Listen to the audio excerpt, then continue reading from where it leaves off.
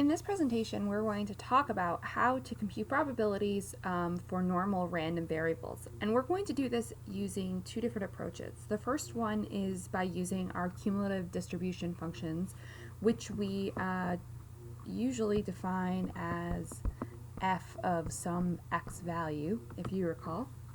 And then we're also going to use it using, or do the computations using the standardized form of our normal random variables, which we call z. So the first thing we're going to do is compute it using the CDF.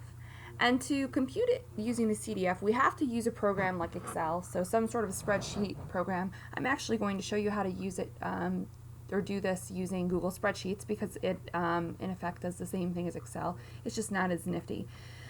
So let's say that we have a random variable whose mean is 10. So this is how we denote mean. And has a variance of 4. And we can go back and compute the standard deviation, which is just the square root of the variance. So we know the standard deviation is 2. And let's say that we want to compute the probability that x is less than or equal to 11. So what we're going to do is we're going to go to Excel, and we're essentially going to type in this this function, the Normdist function, and using a few other inputs at the end, and we're going to be able to compute the probability for x being less than or equal to 11. Now recall that we can change or convert this into a CDF, into the form of the CDF, by merely computing the probability of the CDF, which we denote using capital F. So the CDF at or the probability of the CDF at 11. So let's go to Excel.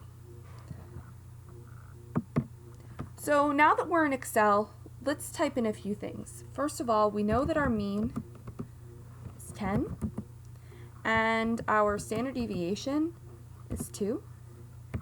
And in our case, in this first case, we're trying to solve for the probability being less than or equal to, and I'm not going to go into the crazy syntax of that, 11. So what we need to do is we need to type in the Normdist function. And when you do that, you can see how it pops up and sort of describes the various pieces. So the first is x, so that's the value that we're evaluating our random variable at, so in our case 11. The mean, which we have listed up here as being 10. The standard deviation is 2. And then because it is a CDF that we're using, we return it as true. We type enter, and voila, we've computed the probability of x being less than or equal to 11. So that's kind of nifty that we can do that using a spreadsheet. Now, after this one, I want to give you one more example. So let's go back to our notes. So in this next example, we're trying to compute the probability for the range between 8 and 11. So again, we can denote our probabilities at each point and sort of evaluate in between, and we can do that by subtracting f of 11, which is our CDF, minus f of 8, which is also our CDF, but at 8, and then calculate the probabilities using Excel. So let's go back to Excel. So in this case, we have the same probability and the same mean, but now we're also trying to compute the probability of the CDF at f of 8. So I'm going to just type this in, and just so we're clear, this is the CDF. So again, in this case, since we've already computed the first part of our range here, so that's the first probability for our first part of the range, what we need to do is now compute it for the CDF at 8. So again, Normdist And in this case, our random variable value is 8. Our mean is the same, 10. Standard deviation is the same. And again, we're going to return it as true because we are putting it in the form of the CDF. And that gives us the probability that the random variable is at 8. So in order to compute that range, all we have to do is subtract f of 11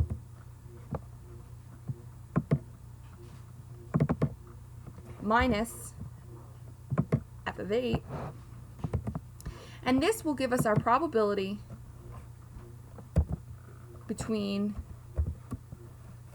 from 8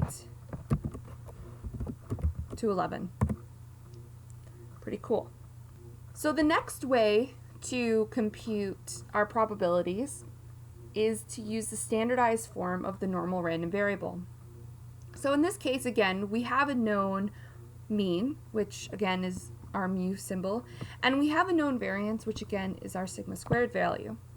And by doing that, we're able to compute the random variable x at some point x, or again, we can also do it as a range. So in order to do that, the first thing we have to do, though, is we have to convert x into a standardized form. Now, there's a reason why converting to the standardized form is actually really advantageous. First of all,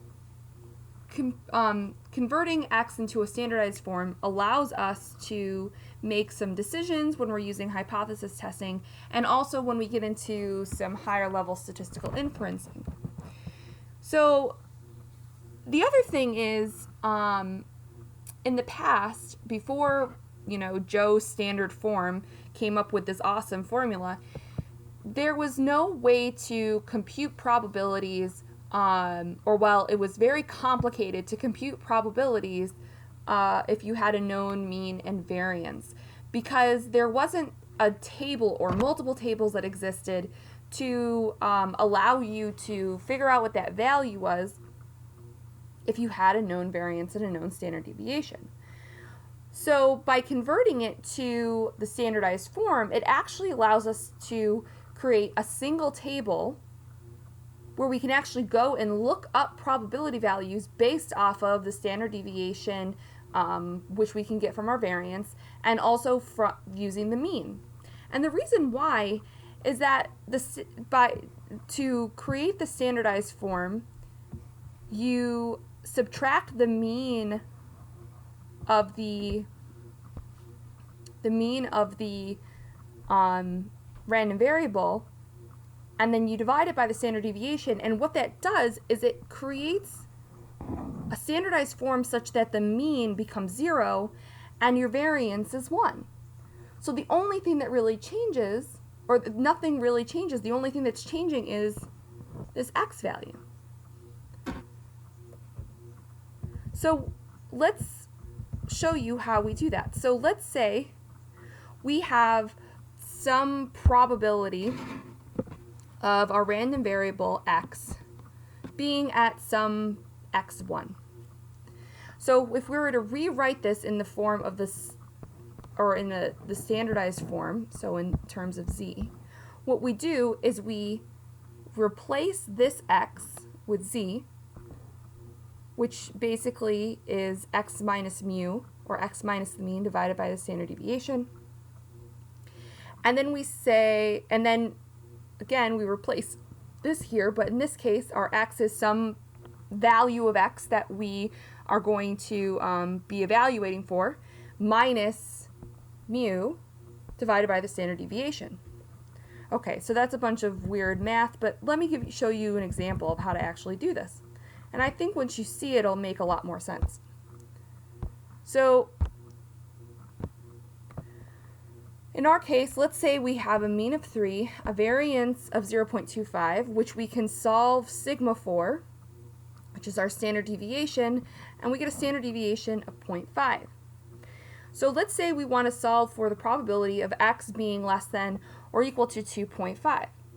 So in this case, we're going to convert it to the standardized form, so that means we transform this into z, and using this, we plug in our z equation, which basically looks like this. So we take this x value here,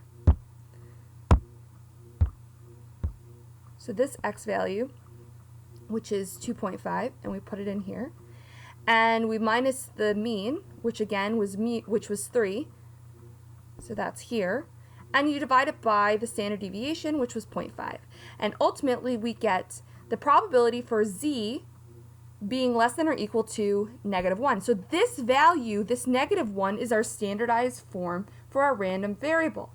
And what we can do then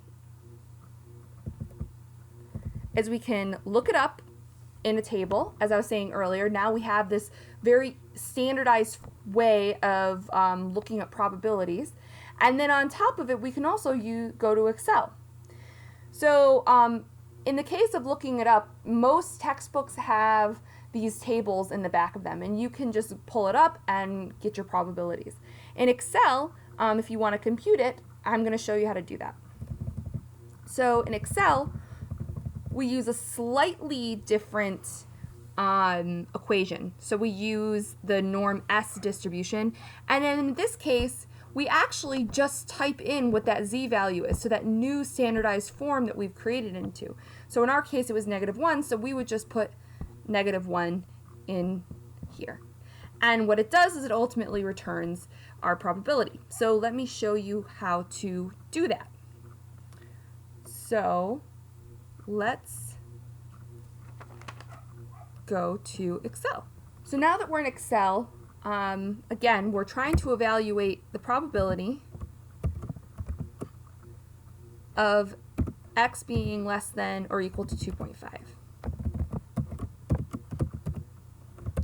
So what we're going to do in this case is we're going to type in norm S. So I want to just emphasize norm S dist